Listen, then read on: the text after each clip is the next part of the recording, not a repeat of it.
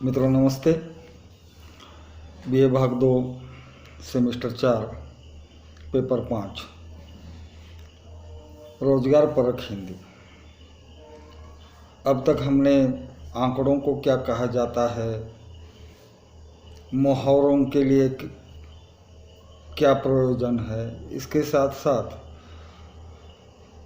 अन्य बातों की ओर हमने ध्यान दिया, जैसे कि अनुवाद चिंतन वगैरह।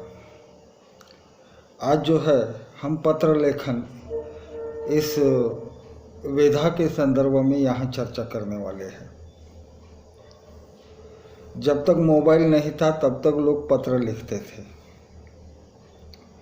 और इस मोबाइल के कारण पत्र लेखन का मजा ही किरकिरा हो गया, यानी पत्र लेखन का कोई औचित्य ही नहीं रहा।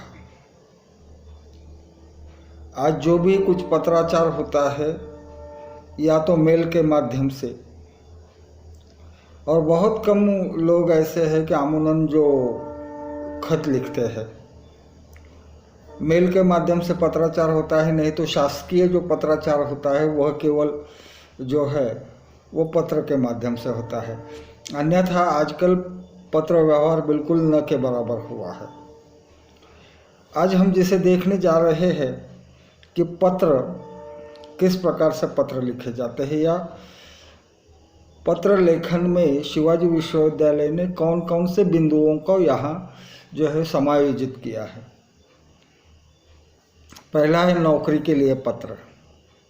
जाहिर है पत्र के अनेक प्रकार यहाँ पाठ्यक्रम में दिए गए हैं, उसमें से एक है नौकरी के लिए पत्र। हमारी शिक्षा प्रणाली का ये दुर्भाग्य ही कहिए कि डिग्री प्राप्त होने के बाद भी हमारे छात्र जो है न ठीक ढंग से नौकरी के लिए या काम के लिए आवेदन पत्र, जिसे अंग्रेजी में एप्लीकेशन लेटर कहते हैं, वो लिख सकते हैं, न बैंक में जाकर कोई पर्ची भर सकते हैं, स्लिप। ये दुर्भाग्य ही है हमारा, और इसलिए जो है वह पत्राचार में या पत्र व्यवहार में जो है वो 3-4 प्रकार के पत्र यहाँ दिए गए हैं, पाठ्यक्रम में शामिल है। उसमें से पहला है नौकरी के लिए पत्र। आमतौर पर इस पर हर टॉपिक पर हम बाद में स्वतंत्र चर्चा करेंगे। आज केवल नामोल्लेख करते हुए हम आगे जाना चाहते हैं।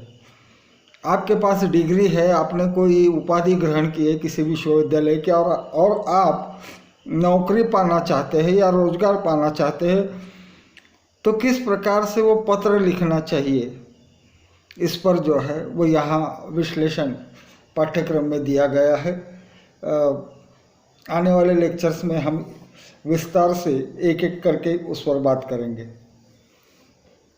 अब नौकरी के लिए पत्र तो दिया गया और आपको नौकरी लगी, आप काम पर ज्वाइन भी हुए, हाजिर भी हुए, लेकिन कुछ समय पश्चात ऐसा कोई प्रॉब्लम आती है, कोई इस प्रकार से प्रसंग आता है कि जिसके कारण आपको नौकरी से छुट्टी लेनी पड़ती है। अब छुट्टी लेना भी कोई इस प्रकार से जुबानी नहीं होता कि मैं कल काम पर नहीं आऊँगा, ऐसा नहीं होता। उसके लिए भी बाकायदा जो है वो आवेदन पत्र देना पड़ता है। तो जो दूसरा प्रकार है वो है छुट्टी के लिए पत्र। तो पहला प्रकार हमने देख लिया, नौकरी के लिए पत्र। दूसरा है छुट्टी के लिए पत्र।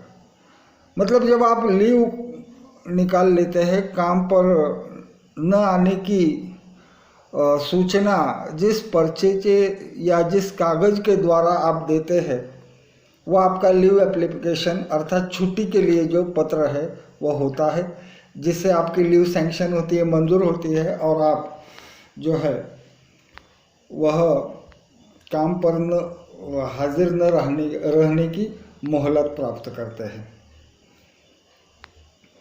और एक पत्र का प्रकार होता है विविध पदाधिकारियों के नाम से पत्र। मान लीजिए आप शहर के उस एरिया में या उस स्थान पर रह रहे हैं कि जहाँ से गंदगी या कचरा कूड़ा जो है वो उठाया नहीं जाता। एक मिसाल के तौर पर उदाहरण दे दिया, ऐसे बहुत सारे उदाहरण हैं। तो आप नगर पालिका के जो मुख्य कार्यकारी अधिकारी होते हैं उनके नाम पत्र लिख सकते हैं। और एक प्रकार इसमें से है, पोस्ट से, डाक से आपने कुछ चीज़ें मंगवाई है या कुछ चीज़ें भेजी है। जो चीज़ें आपने मंगवाई है वो आप तक नहीं पहुंची, या जो चीज़ें आपने भेजी है वो सामने वाले तक, जिसको आपने प्रेषित किया था, उस तक नहीं पहुंचती, तो उस समय कोई शिकायत करना तो ज़रूरी होता है और वह पत्र लिखा जाता है पोस्ट मास्टर के नाम या डाक मास्टर के नाम पर। तो पहला हमने किसका नाम लिया? नगर पालिका का मुख्य कार्यकारी अधिकारी। ये दूसरा जो है ये डाक मास्टर या पोस्ट मास्टर के नाम पर। और भी बहुत सारे पत्र हैं, जैसे रेल के प्रबंधक होते हैं उनके नाम पर भी पत्र लिखा जाता है। तो इस प्रकार से जो पदाधिकारी है विभिन्न सरकारी या गैर सरकारी संस्थानों के, उनके नाम पर जो है वो हम खत लिख सकते हैं और अपनी जो है वो शिकायत दर्ज कर सकते हैं कि भाई हमने ये किया था लेकिन इसका ये नहीं हुआ, या उस कार्य में पूर्णता नहीं आ गई। ये सारी बातें हैं वह तीसरे हिस्से में आती है, पदाधिकारियों के नाम पत्र। अब चौथा जो अंतिम प्रकार है वो है परिपत्रक। परिपत्रक को अंग्रेजी में हम सर्कुलर कहते हैं। तो सरकार की तरफ से परिपत्रक निकलता है और उसमें ये मजमून आमतौर पर छपा रहता है कि इस तारीख से या अमुक अमुक दिनांक से ये होने वाला है और ये ये करना आपके लिए अनिवार्य है। तो इसको हम परिपत्रक कहते हैं। तो ये परिपत्र पदाधिकारियों के नाम पत्र या छुट्टी के लिए आवेदन पत्र या नौकरी के लिए पत्र, ये सारे पत्र है, ये पत्राचार के या पत्र व्यवहार के कुछ मुख्य बिंदु है जिसकी आज हमने यहाँ चर्चा की। आगे चलकर आने वाले लेक्चर में हर पत्र विधा का या हर पत्र का स्वरूप कैसा होता है, उसकी रचना क्या होती है, इस पर हम अपनी बात यहाँ रखेंगे। आज के लिए इतना ही। धन्यवाद।